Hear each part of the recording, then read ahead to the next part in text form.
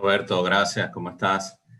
Excelente exposición. De verdad que es un debate muy interesante y ya estamos entrando en términos de tecnología cuando Carlos en su exposición habla de toda esa manipulación o toda esa tendencia que puede hacer como persona, como individuo, los datos, ¿no? Es increíble cada cosa que nosotros estamos constantemente bombardeando hacia estas plataformas, estas redes sociales, y eso hacen que sean datos que podamos hacer proyecciones para hacer tendencia.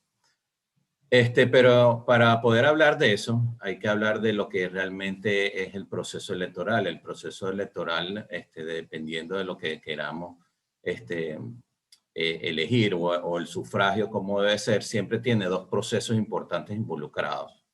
Y aparte de la elección en sí, de cómo se hace el sufragio, que mi amigo Alexis va a hablar un poquito de eso, está la otra parte de lo que es la persona, la identidad. Ya el doctor Hong nos hablaba de que somos personas diferentes, pero cuando vamos a una elección somos un ciudadano que va a ejercer un derecho, va a ejercer su voto. Y para eso tenemos que ver registros de identidad. Entonces nos vemos como identidad entre una elección y ahí hay muchísima manipulación en las elecciones de hoy en día, no solamente en las que hemos hablado, solamente el Brexit, sino hemos visto N cantidad en nuestro historial también venezolano, cómo esa manipulación de esas personas, cómo puede votar una persona ya muerta, cómo puede haber cedulaciones de personas que ni siquiera existen, porque no hay una centralización de la mitad del proceso. Me voy un poquito a la historia y recordemos cómo antes era una elección pasada, antes de la automatización de todos estos procesos, uno tenía que empezar todo un proceso de registro para poder votar. En el caso de Venezuela, el primer documento que tú tenías que tener a los 18 años era tu cédula, y tu cédula no es nada más que tu identificación como persona del Estado, ¿no?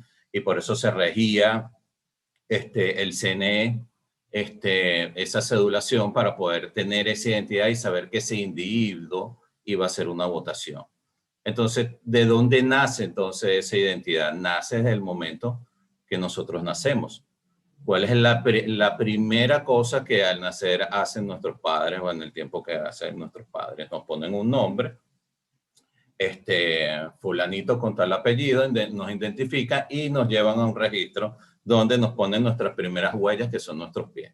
Ahí empieza nuestra identidad y empieza totalmente como ciudadano en el país que esté, a expresarse hasta llegar a la mayoría de edad, donde las leyes nos permiten poder hacer una votación.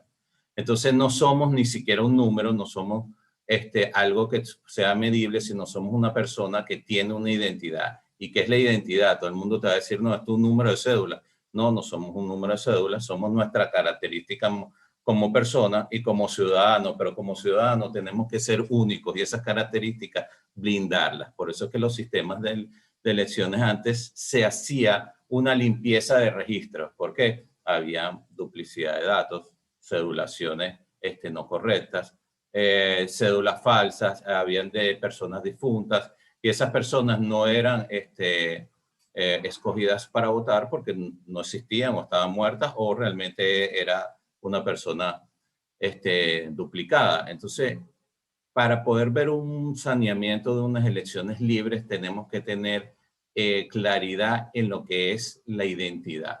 Principalmente se tiene que basar la mitad del proceso antes del sufragio, esa cantidad de registros. Y eso va a donde va mi próximo punto, que hoy en día estamos hablando, que son las elecciones. Imagínense unas elecciones en una diáspora venezolana, que tenemos casi 5 millones de venezolanos afuera, y ya empieza a hacer elecciones no presenciales, sino empezamos a hacer sistemas de elecciones diferentes para poder validar esas identidades. Y hay personas o niños venezolanos que salieron desde muy pequeños, siguen siendo ciudadanos venezolanos, pero no están identificados como votantes porque no están en el registro electoral. Pero son, sin embargo, personas que pueden votar. Entonces se fijen que todo termina en una identidad o se centra en lo que tiene que ser esa persona y ese ciudadano para votar. Y hoy en día la tecnología nos permite poder hacer esa votación transparente, identificando y poder validar a esa persona. ¿Cómo se puede validar una persona aparte de su documento? el registro de nacimiento, su trayectoria, dónde vive, las personas que te conocen. Ningún sistema hoy en día te dice, mira, fulano de tal, Alexis vive aquí desde hace 20 años, yo lo conozco. Se le preguntan 2 o 3 personas y dice, sí, yo lo valido, es verdad, fulano de tal vive aquí. Eso es una forma de validar. Hoy en día se están haciendo sistemas que nos permiten gestionar esa identidad. Podemos escanear documentos muy utilizados hoy en día por Exchange, por bancos, donde certifican que esa persona sea el dueño de ese documento. Entonces el documento te escanea en vivo tu cara y certifica, mira, si esta es la misma persona de ese documento que es de Venezuela o puede ser de otro país, pero sigue siendo fulano y tal, o sea, yo, José Antonio, como identidad necesaria. Entonces ya partiendo de eso, podemos hacer que ese registro de ciudadanos nos pueda hacer y facilitar el primer paso de limpieza para un sistema electoral y libre, ¿no? ¿Por qué? Porque tenemos puntos de falla en la tecnología como son la manipulación de las personas, la manipulación de los viejos en su voto en el momento de votar, las personas que no votan sino remotamente, y es el caso que estábamos hablando de las elecciones en Estados Unidos, que hay una polémica con las elecciones de mail, o sea, los votantes por mail. Entonces, eso es un caso particular que cómo se mitiga, teniendo en cuenta que la identidad es verdadera y voto que se registra una identidad, se quema ese voto y esa persona no puede ser manipulada nuevamente, porque hay mucha gente que se ha visto casos que se te compran los votos o compran a los ciudadanos y lo que hacen es votar por esas personas. Hoy en día la tecnología nos permite que nosotros mismos podamos votar y no necesitamos un tercero.